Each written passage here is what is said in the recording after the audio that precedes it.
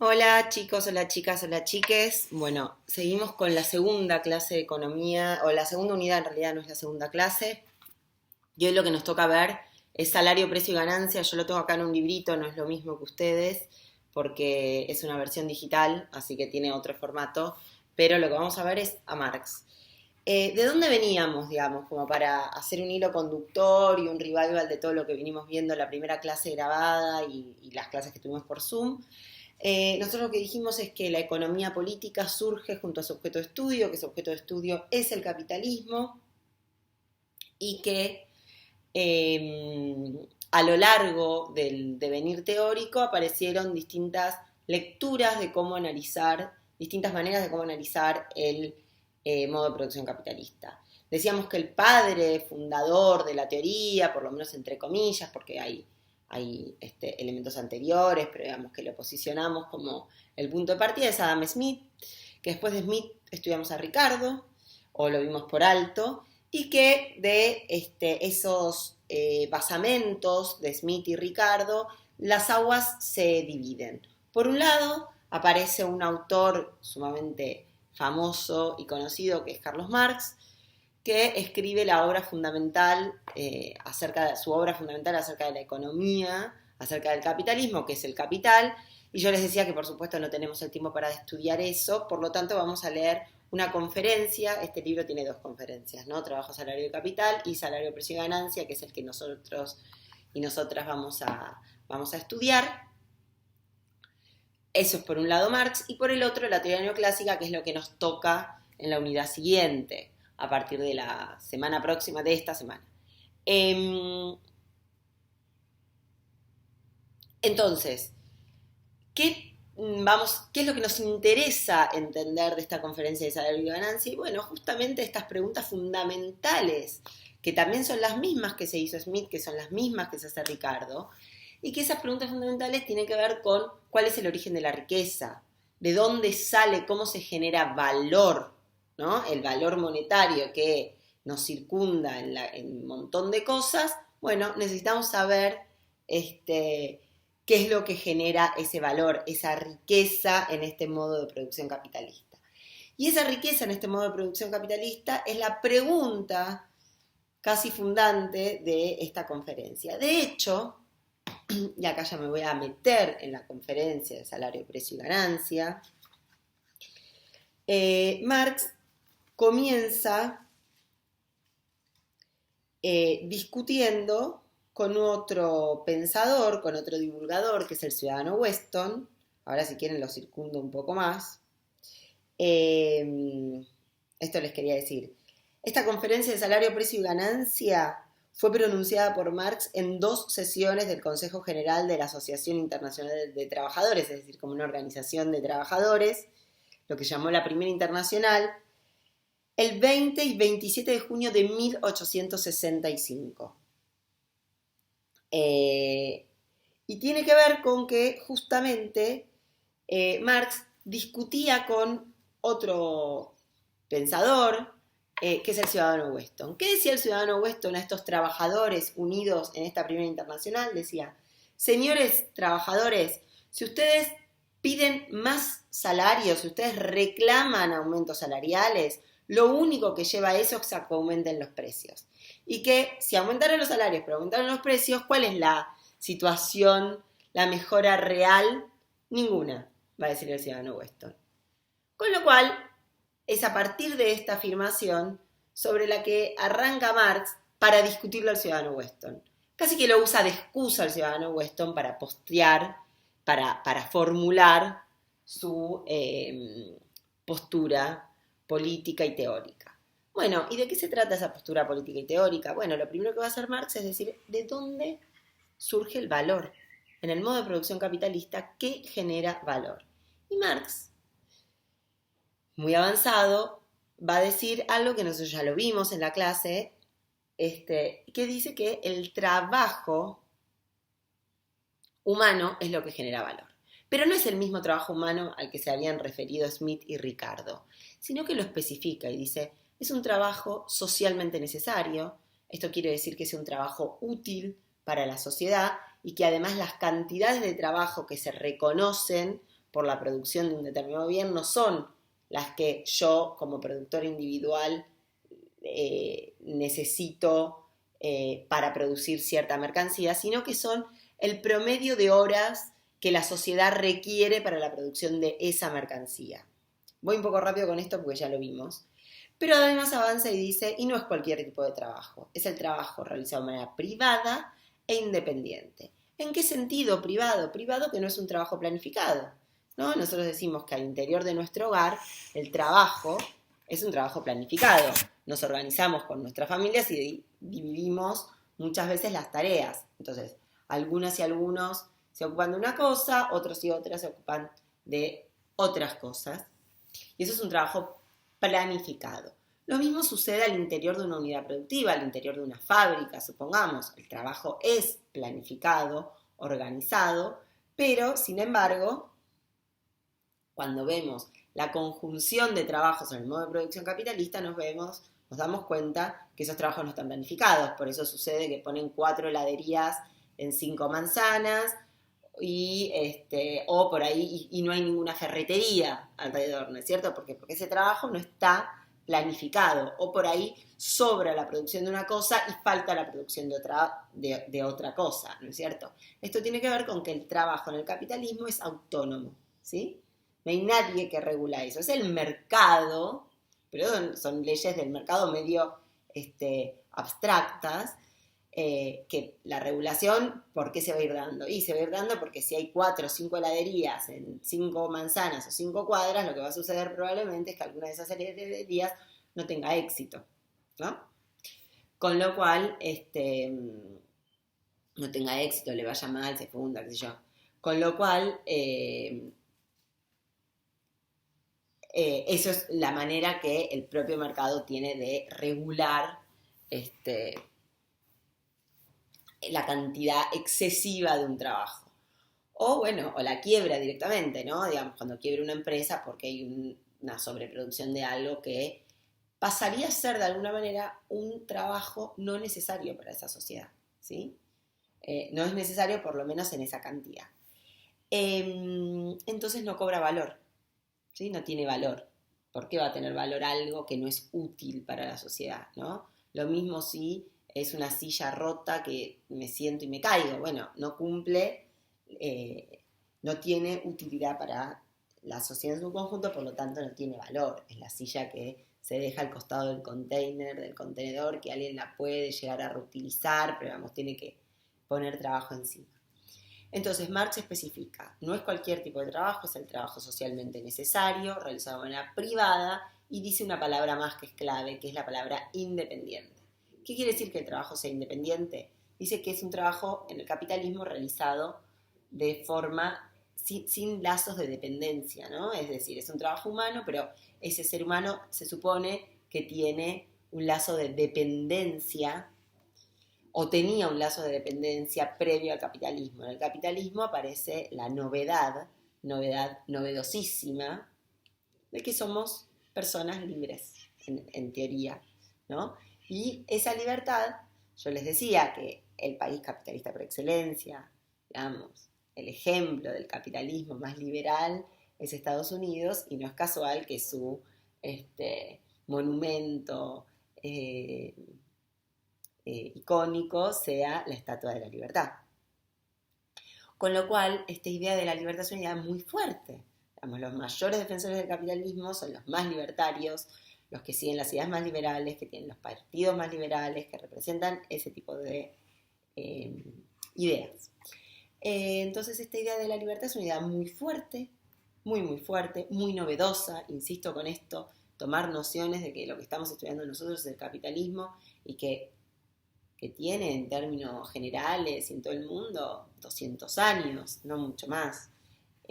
Por supuesto, hay inicio del capitalismo si se quiere, hay quienes fechan los primeros indicios y disolución, sobre todo de la Edad Media, hacia fines del siglo XV, con el descubrimiento de América, pero esta discusión, que puede tener como 400 años acerca de qué fecha es el surgimiento del capitalismo, se puede saldar hacia fines del siglo XVIII con la Revolución Industrial, y estamos hablando de 200 y pico de años, no mucho más.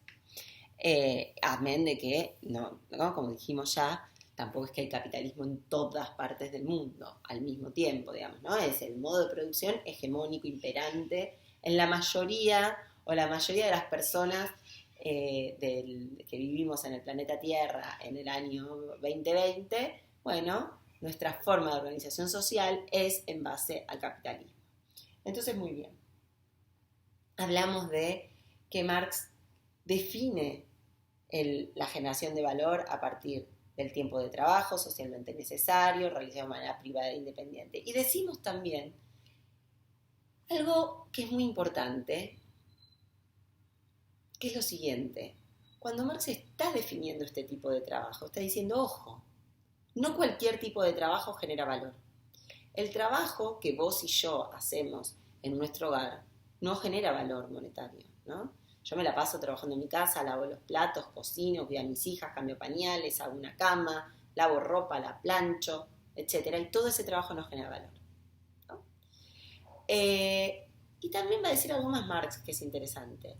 Ese valor, ese trabajo que generaba el esclavo, no genera ese trabajo que generaba el esclavo, no genera el valor monetario mercantil que tienen hoy las mercancías. Porque eso que estaba haciendo ese esclavo, que hacía el ejercicio de trabajar, no generaba valor. Y esto es una discusión que de alguna manera, un diálogo, por decirlo así, con Smith y Ricardo. ¿Por qué? Porque Smith y Ricardo, al decir que lo que genera valor es el capitalismo, lo que están haciendo es decir que siempre hubo trabajo, porque el hombre, como especie, la mujer y el hombre, desde que son hombre y mujer, trabajan, ¿no? Trabajar como la transformación de nuestra realidad circundante. Y sin embargo, no siempre ese trabajo generó valor, ¿no? Y si no siempre generó valor, quiere decir que no hubo capitalismo. Entonces, un poco lo que les está diciendo Marx a Smith y Ricardo, ustedes naturalizan el capitalismo, porque dicen que siempre hubo trabajo humano y siempre el trabajo humano generó valor. ¿Me siguen lo que estoy diciendo? Con lo cual, Marx, al especificar que es un tipo de trabajo particular el que genera valor, ¿no? Que no es cualquier trabajo. Insisto, el trabajo que nosotros hacemos en nuestros hogares, en nuestras casas, no es trabajo que genera valor, un valor monetario, un valor mercantil, ¿sí? Con lo cual, Marx está desnaturalizando el capitalismo y diciendo, hay capitalismo en tanto y en cuanto la sociedad organiza su trabajo de esta manera. Organiza su trabajo de manera privada y de manera independiente. Insisto, independiente de lazos sociales, ¿no? De dependencia. Fíjense que cuando yo trabajo para mi familia hay un lazo de dependencia, hay un lazo afectivo. No es un trabajo privado, es un trabajo planificado, ¿sí? Entonces, esto que especifica Marx es muy importante para entender la especificidad, la particularidad del modo de producción capitalista. No cualquier trabajo genera valor. No cualquier trabajo está atravesado por estas leyes capitalistas. Solo algunos, ¿sí? Y bueno, y también cuando habla Marx de esta especificidad, de que es un trabajo privado, de que cada productor individual toma la decisión autónomamente, ojo con confundir privado y autónomo y como la otra cara del trabajo, si es privado, es público, ¿no? Ojo, porque una chica, creo que fue Luciana, que respondió eso en la clase y no quiero que se confunda. Entiendan, trabajo privado como la oposición a trabajo planificado, ¿sí? Trabajo autónomo como la oposición de un trabajo, insisto, planificado, organizado, premeditado, ¿sí?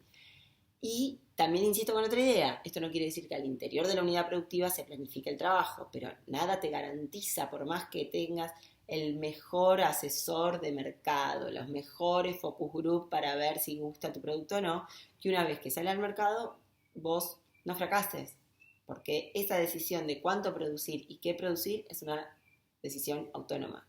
Le pasa en la esquina de mi casa, en la verdulería, el verdulero me dice, no, traje cilantro, pero acá nadie come cilantro. Bueno, ¿no? El cilantro es una hierba, qué sé yo. Entonces, ¿qué le pasó al pobre hombre? Y alguna vez lo trajo y el cilantro se le pudrió porque no tuvo a quien venderlo. Fue una decisión autónoma del verdulero decidir traer del mercado central o de donde sea que haga sus compras la hierba de cilantro. ¿Estamos de acuerdo? Muy bien. Dicho esto, aparece esta idea muy fuerte de la libertad en el capitalismo. Esta libertad, que en la clase anterior, creo que con esto terminábamos, es una libertad muy tramposa, muy dual. Porque por un lado estamos liberados de lazos de dependencia, pero por el otro hemos sido escindidos, separados de nuestros medios de producción. ¿Cuáles son los medios de producción? La tierra, fundamentalmente, ¿no? Quienes habitaban sus tierras, en muchos casos han sido desposeídos de las mismas, ¿sí? A través de distintos métodos en general, sangrientos, como dice Marx acá, y eso es objeto de estudio de la historia de cada país, de cada espacio geográfico. Y eso tiene que ver con lo que se llama la acumulación originaria, es decir, la pregunta podría ser ¿por qué unos y unas son dueños y dueñas de medios de producción y otros y otras están desposeídos y desposeídas de esos medios de producción? Y eso es lo que Marx llama la acumulación originaria, y esa acumulación originaria ha sido atravesada y mediada de violencia, sangre, fuego, armas, etc. Guerras.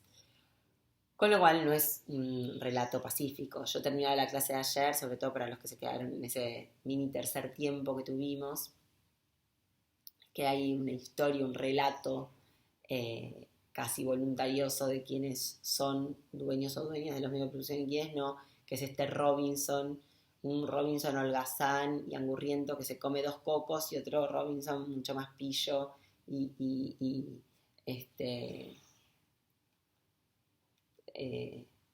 estratega que planta un coco, el otro se lo come, pero con el que plantó ese coco luego le va a dar una palmera con más cocos y los cocos y la palmera con más cocos y más palmeras y así sucesivamente, y quien se comió los 2 cocos se quedó sin nada, ¿no? En todo caso volvemos sobre esta historia, este relato, pero eso es un poco lo que de alguna manera nos venden, y esta idea de que todos y todas podemos llegar a ser nuestros propios emprendedores y podemos llegar a ser capitalistas.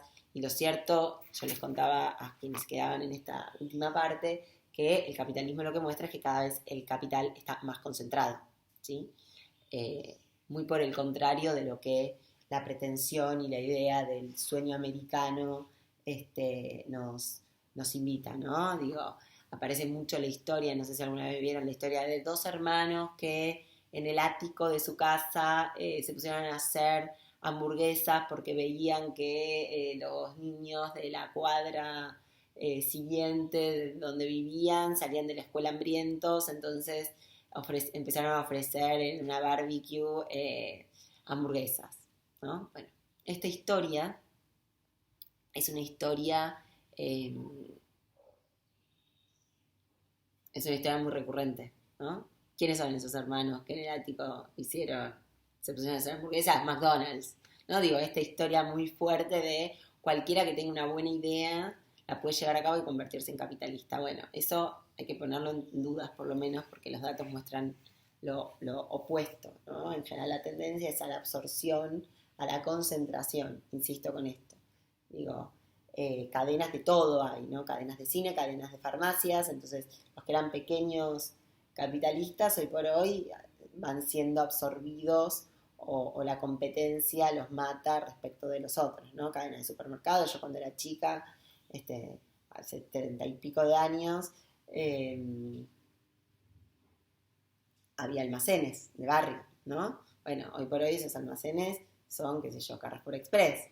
Digo, el capital tendió a concentrarse. Entonces, avanzo con esto. Estamos en esta situación de supuesta libertad, esta escisión de los medios de producción, con lo cual a estos hombres libres y mujeres libres en el capitalismo no nos queda más que, desposeídos y desposeídas de los medios de producción, no nos queda más que vender nuestra fuerza de trabajo. ¿Qué es la fuerza de trabajo? es la capacidad de trabajar, ¿sí? Marx lo va a definir como el desgaste, la utilización de cerebro, nervio y músculo. ¿Y a quién se lo vendemos? Se lo vendemos a un poseedor, a una poseedora de medios de producción, es decir, a un capitalista o una capitalista. Le vendemos esa fuerza de trabajo, que es nuestra capacidad de trabajar, por el precio de cualquier otra mercancía, va a decir Marx. Marx va a decir, nosotros tenemos una mercancía para vender, que es nuestra fuerza de trabajo. ¿Qué es lo que se paga por esa fuerza de trabajo? Bueno, es algo que seguramente todos y todas lo están diciendo ahí, se paga un salario.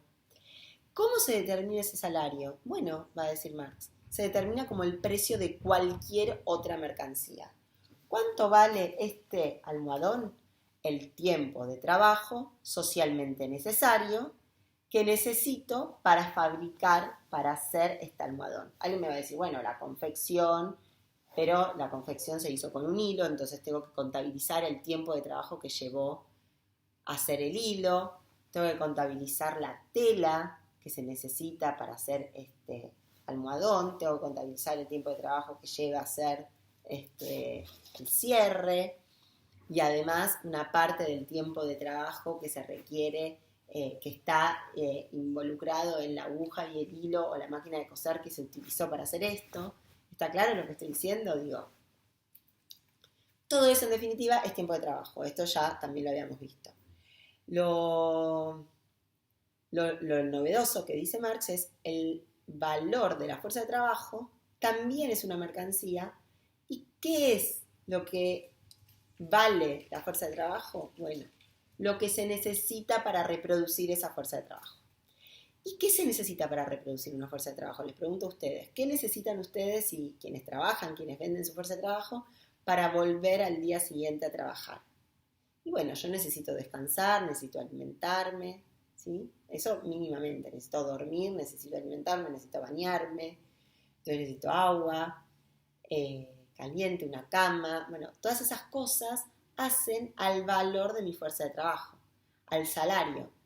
Esto tiene que ver, algo por ahí les suena, cuando se calcula, se estima la canasta básica de una familia, es lo que necesita una familia en principio para no estar debajo de la línea de pobreza y estar en situación de pobreza, pero además para poder reproducirse, ¿sí? Y volver al día siguiente al trabajo. Muchas veces en esa, cada uno podríamos construir una canasta específica, ahora me voy a detener en eso. Esa canasta específica va a incluir, por ejemplo, un costo de transporte, bueno, una serie de cosas que necesitamos para ir a trabajar. Y Marx va a decir, ¿los salarios tienen que ser iguales para todos y todas? Y dice, no. ¿Por qué? Porque las fuerzas de trabajo son distintas, tienen especificidades distintas.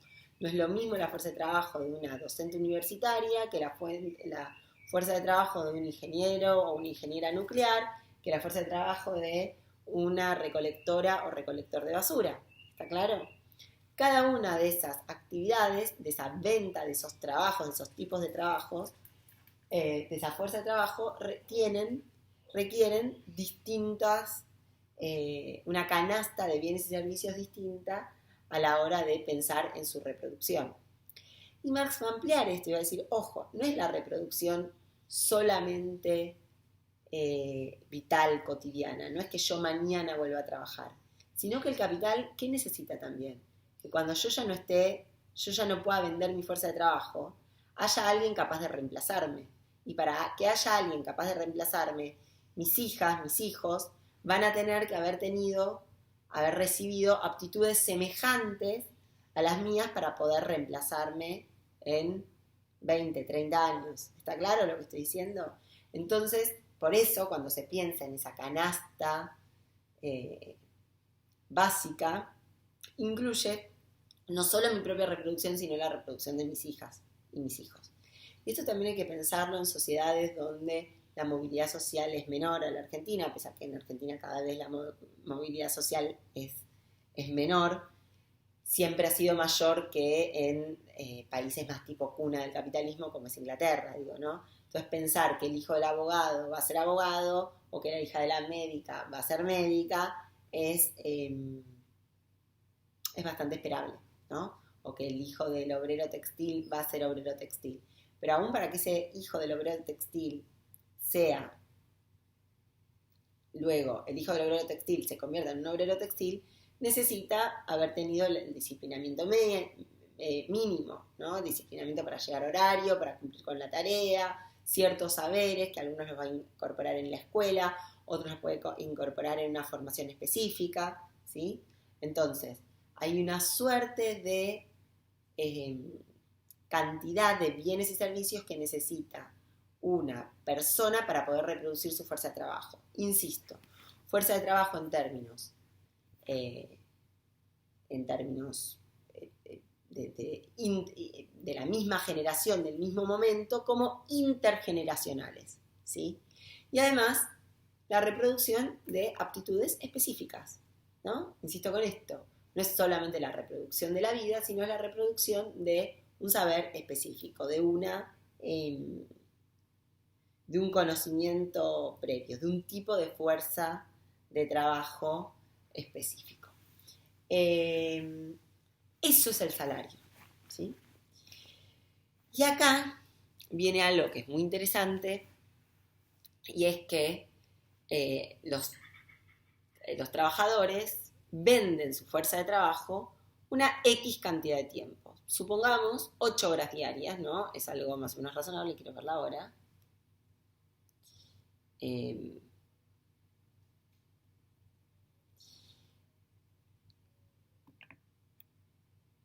Entonces, los trabajadores y las trabajadoras venden su fuerza de trabajo durante, supongamos, 8 horas. Pero, ¿cuánto necesitan para reproducir su fuerza de trabajo? A lo mejor necesitan solamente 4 horas, que es el valor de su fuerza de trabajo, que es lo que conocemos como salario, ¿no es cierto? Es decir, yo trabajo 8 horas, pero con solo 4 horas reproduzco lo que necesito, obtengo lo que necesito para mi propia reproducción. Las restantes 4 horas es lo que se llama el plusvalor. ¿Plusvalor de qué? Plusvalor de la fuerza de trabajo. ¿Estamos de acuerdo? Es lo que sobra del valor de la fuerza de trabajo. ¿Quién se queda con ese plusvalor de la fuerza de trabajo? Bueno, lo sabrán ya. Es el capitalista o la capitalista que compró la fuerza de trabajo, que la compró por 8 horas y le paga por 4, pero no porque haya una estafa. Y esto es algo muy importante. No hay estafa. El capitalista compra una fuerza de trabajo, no compra el trabajo de las 8 horas del trabajador o la trabajadora. Compra una fuerza de trabajo y le paga por lo que vale la fuerza de trabajo. Como yo cuando fui a comprar este almohadón, pagué por lo que vale este almohadón, que es el tiempo de trabajo socialmente necesario, privado, independiente, para reproducir este almohadón. Cuando un capitalista o una capitalista compra mi fuerza de trabajo, me paga por lo que cuesta mi fuerza de trabajo, que es el tiempo de trabajo socialmente necesario realizado de manera privada e independiente para reproducirme yo. Con todos estos comentarios que dijimos, reproducirme yo, reproducir intergeneracionalmente esta fuerza de trabajo y que entonces mis hijas puedan reemplazarme en 20 o 30 años y reproducir con una cierta aptitud, entonces que mi hija probablemente vaya a la universidad para después poder reemplazarme, no sé si estrictamente como docente de economía, pero a lo que le pega en el palo, ¿sí? Lo que resta del valor que yo genero durante la jornada de trabajo, trabajando, porque lo que genera valor es el trabajo, se lo queda al capitalista. Si es más o menos eso, va a depender de qué, de un montón de cosas. Y nos vamos a detener acá un momento. Antes de avanzar con eso que les estaba por decir, quiero redondear una idea. Fíjense cómo acá llegamos a responder las 3 cosas que le importaba responder a Marx. ¿Qué es el salario? El salario es lo que pago, es lo que se le paga al trabajador por la venta de su fuerza de trabajo. ¿Qué es el precio? El precio es el valor socialmente necesario realizado de manera privada e independiente. Insisto, lo que genera precio en el mercado, es decir, lo que tiene valor mercantil, no es cualquier cosa. Yo cuando hago el desayuno en mi casa no tiene ningún precio. ¿sí? Ninguno. Me dicen gracias, gracias mamá, me dice mi hija mayor, nada, desayuno, qué sé yo, cocino. Algunas veces me dicen gracias y otras no, ¿no? Y lo mismo, cocina mi marido y yo a veces le digo gracias y otras me olvido. A veces hasta le digo, te faltó sal, ¿no? Lo critico, para colmo. No solo no le pago, sino que hasta lo critico. Entonces digo, en cambio, para que tenga, ¿qué es lo que tiene valor mercantil? Es un tipo de trabajo determinado. Y Marx responde de dónde surge la ganancia.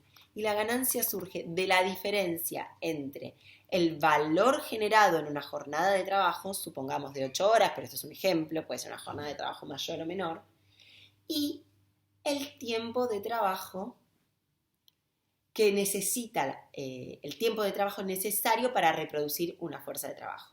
¿Sí? Y me faltó decirles algo. El tiempo de trabajo que se necesita para reproducir una fuerza de trabajo no es estático, no es fijo. No es que siempre la fuerza de trabajo necesitó lo mismo. Yo les hago una pregunta. ¿Yo necesito un celular para reproducir mi fuerza de trabajo? Probablemente todas y todos me digan, sí, la verdad que ahora, ¿quién no necesita un trabajo para reproducir su fuerza de trabajo? Yo necesito este tipo de celular, necesito un celular de última generación o necesito un celular de más atrasado.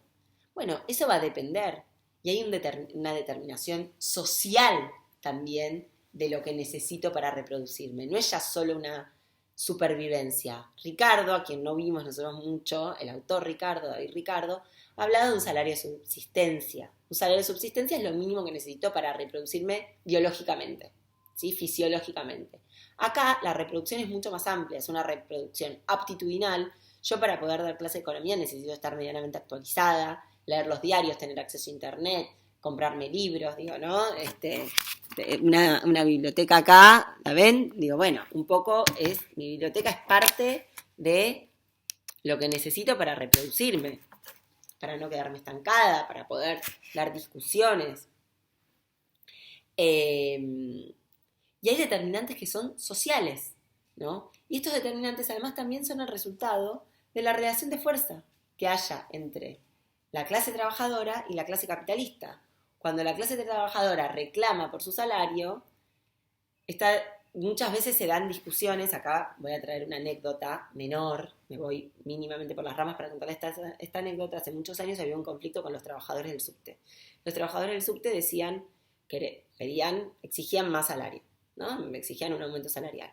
Y en la prensa los mataban, ¿no? Clarín, La Nación, decían los trabajadores del subte que trabajan 6 horas, la jornada es verdad que es más corta porque es insalubre estar debajo de la tierra tantas horas, no ver el sol, no, la falta de vitamina D, te vas achicharrando, decían, trabajan 6 horas y piden un salario de no sé cuánta plata, no importa porque el número sería absurdo porque con la inflación no nos diría nada. Dice, piden un salario enorme. Bueno, y una vez lo escuché al titular del sindicato, el secretario general del sindicato de subte, decir, momento, nosotros no estamos reclamando un salario de subsistencia. Nosotros lo que reclamamos es un salario que nos permita reproducirnos más allá de nuestra necesidad biológica.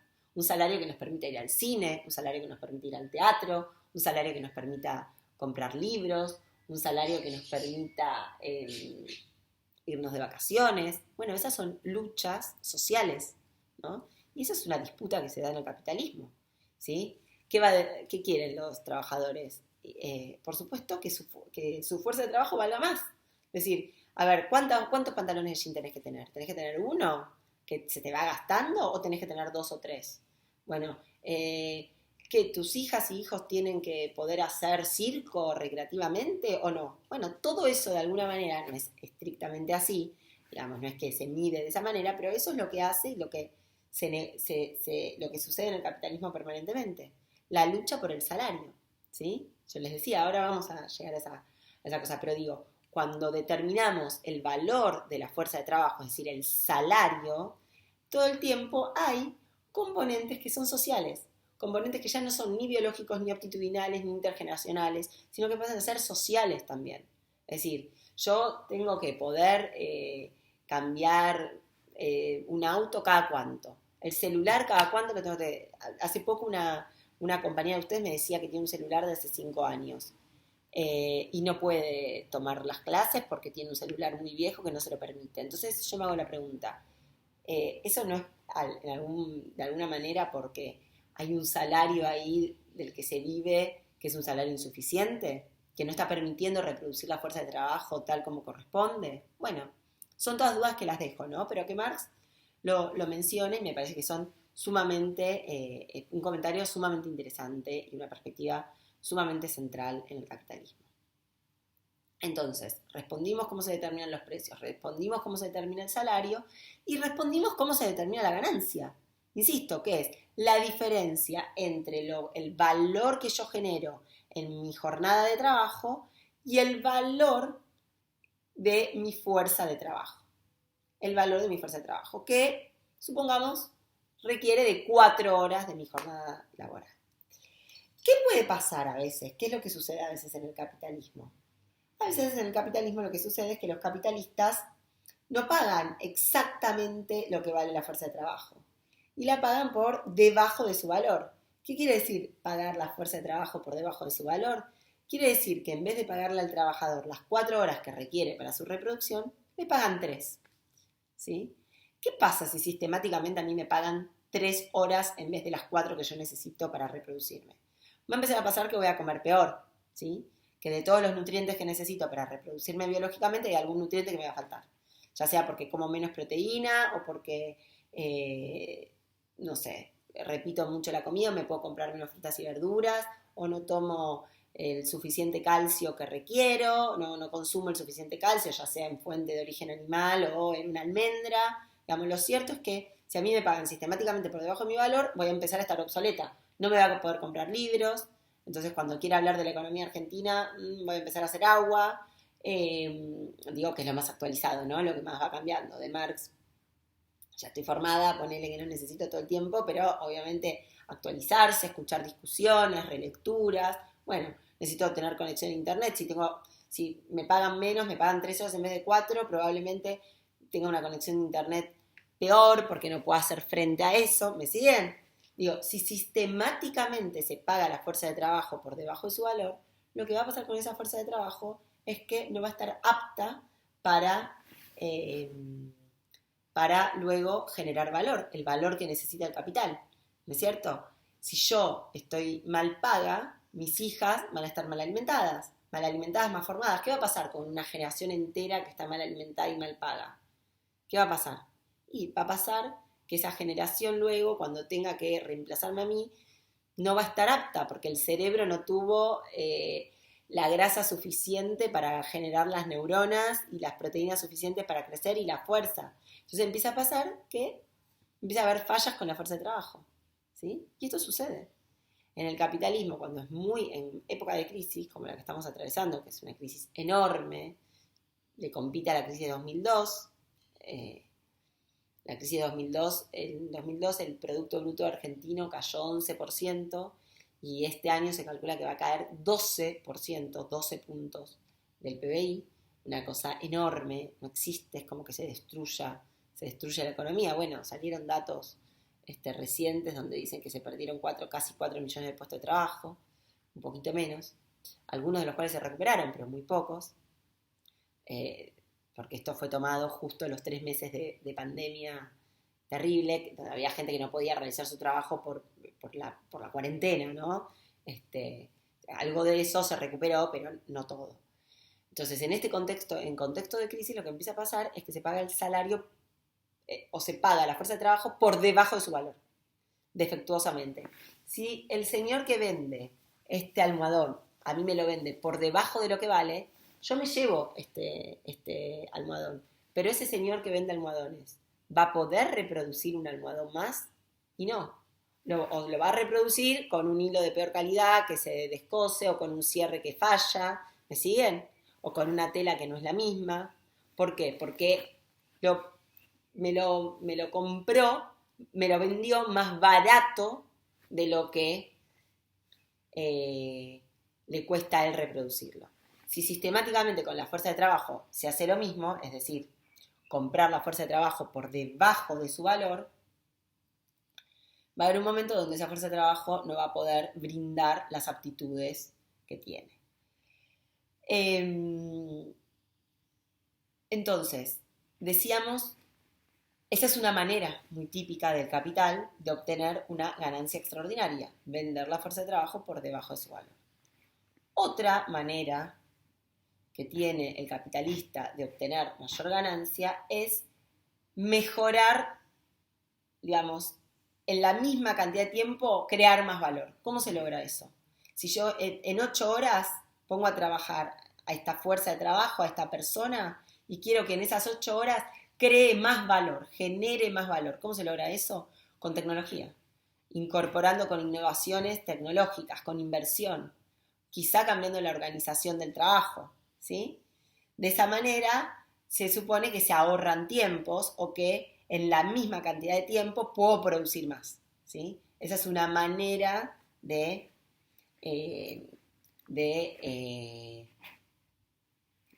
ganar más, ¿no? Es decir, si yo logro en 8 horas producir en el mismo tiempo el doble de lo que producía antes, bueno, voy a ganar más plata. Otra manera es extender la jornada de trabajo, pero eso tiene un límite físico, porque la persona, ¿cuántas horas algo necesita? Dormir, comer. ¿Cuántas horas puedo extender la jornada de trabajo? Puedo extenderla a 4 horas. Si trabajas 12 horas en un lugar, estás súper explotado, ¿no? Yo decía, este proceso de la compra de la fuerza de trabajo y ponerla a producir se llama explotación, ¿no? Explotación de un hombre por un hombre, insisto a veces con el masculino lamentablemente, porque es como está escrito y porque, bueno, las mujeres no estaban en el mercado de trabajo hacia mediados del siglo XIX tal como lo conocemos ahora. Por supuesto que trabajaban un montón toda la vida, toda la historia de la humanidad, pero no de esta manera. Entonces Marx habla de la explotación del hombre por el hombre, pero podría ser de una mujer de una mujer a un hombre, de un hombre a una mujer, o de una mujer a una mujer, como especie, pensémoslo. Esa compra de fuerza de trabajo, esa compra-venta, ¿no? O sea, yo vendiendo mi fuerza de trabajo y un capitalista comprándola, es lo que se llama la explotación del hombre por el hombre. Si ahora, cuando compro esa fuerza de trabajo, en vez de ponerla a las 8 horas legales, la pongo 12, te están súper explotando. Pero siempre hay explotación, ¿no? La explotación es sistémica del modo de producción capitalista. Y esto lo tienen que entender. Cómo se crea valor en las sociedades, así como les estoy contando. Y lo otro que me parece muy importante también de decirles es lo siguiente.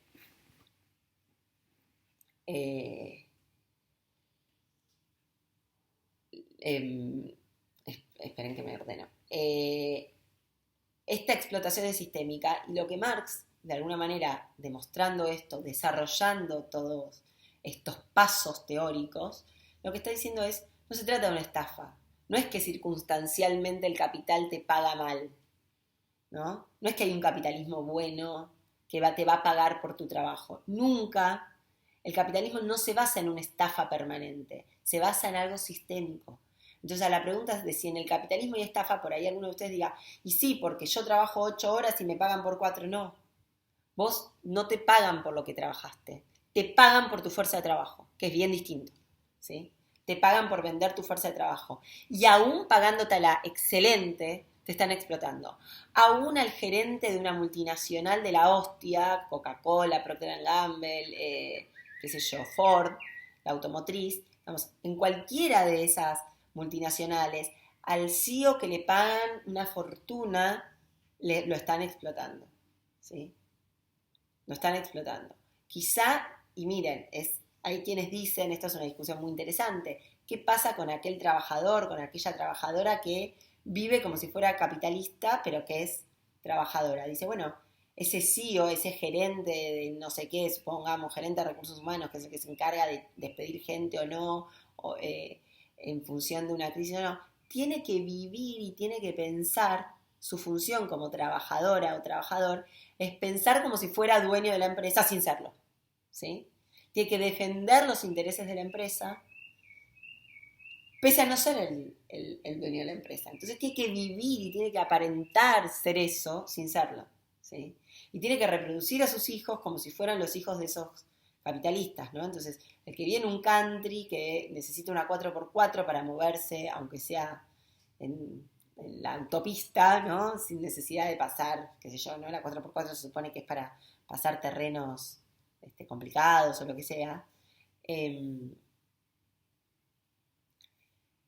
cualquier escenario, andan en una 4x4 y vive en una casa en un country con un montón de metros cuadrados y mucho verde y manda a sus hijos e hijas a colegios privados, bilingües, doble escolaridad o triple escolaridad, no sé, 1000 horas en la escuela que están.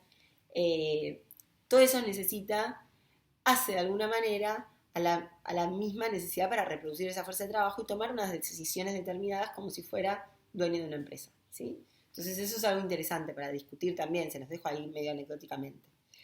Insisto con esto, Marx lo que está demostrando es que la explotación es sistémica, ¿sí? Que no se trata de una estafa, porque si se tratara de una estafa yo después puedo venir y decir, no, pará, yo soy una capitalista buena que no te voy a estafar, ¿sí? Y eso no es así. Bueno, ya vamos 46 minutos. Me parece que con esto cerraríamos Marx. Queda por ver, bueno, qué es lo que puede hacer el capitalista, que es el final de la obra, de la conferencia de salario, precio y ganancia. Ver cómo es que el capital permanentemente intenta aumentar ese plusvalor. Y les digo, por un lado, pagando la fuerza de trabajo por debajo de su valor, pero eso tiene un límite. Por el otro, aumentando la jornada de trabajo, pero eso también tiene un límite, hay un límite biológico, no tengo al infinito. Lo que no tiene límite es la incorporación de tecnología, de desarrollo, de lo que Marx va a llamar la revolución de las fuerzas productivas, ¿no? Revolucionar permanentemente las fuerzas productivas, el desarrollo de las fuerzas productivas, de tal manera de que en la misma cantidad de horas se genere más valor, ¿sí? Y eso es una cantidad de artilugios y maneras permanentes, que es lo que hace al capitalismo que esté permanentemente vivo, ¿sí? En muchos casos consiste en reemplazar hombres por máquinas, en reemplazar trabajo humano por máquinas, pero, y eso también muestra algún límite en el capitalismo, que no me quiero meter en eso, pero me parece que por ahí es complicado, ¿no? Pero se las tiro. Si solamente son los hombres quienes generan, es la fuerza de trabajo humana, la venta de la fuerza de trabajo humana puesta en acción, puesta a trabajar, la que genera valor, cada vez que cambio trabajo humano por una máquina, estoy perdiendo la posibilidad de crear valor, ¿sí? Y entonces ahí empieza a aparecer un límite al capitalismo. Pero con esto no me voy a meter porque es más de otro nivel, estamos en un curso introductorio y no me parece lo óptimo. Bueno, espero que lean Salario, Precio y Ganancia. Ya en la clase del jueves vamos a arrancar con neoclásicos, que es la última unidad, digamos. Nosotros más o menos dividimos la unidad 1 como esa introductoria que vimos Smith y Ricardo, y el surgimiento de la economía, de la ciencia económica, junto a su objeto de estudio, que es el capitalismo. Nos detuvimos en Marx, que es una de estas vertientes en las que se dividen las aguas, ¿no? Decíamos, como de Ricardo viene una línea, de Smith Ricardo, Marx es una línea, lo que se llama la economía política clásica, y por el otro va a venir la otra línea, que es la teoría neoclásica, ¿sí? Con la cual vamos a empezar el jueves y vamos a tener 2 clases sobre eso. Bueno, 2 clases presenciales, quise decir, y 2 grabadas. 2 clases por Zoom y 2 clases de estas que tenemos ahora. Bueno, me despido, llegando casi a los 50 minutos. Besitos. Chau.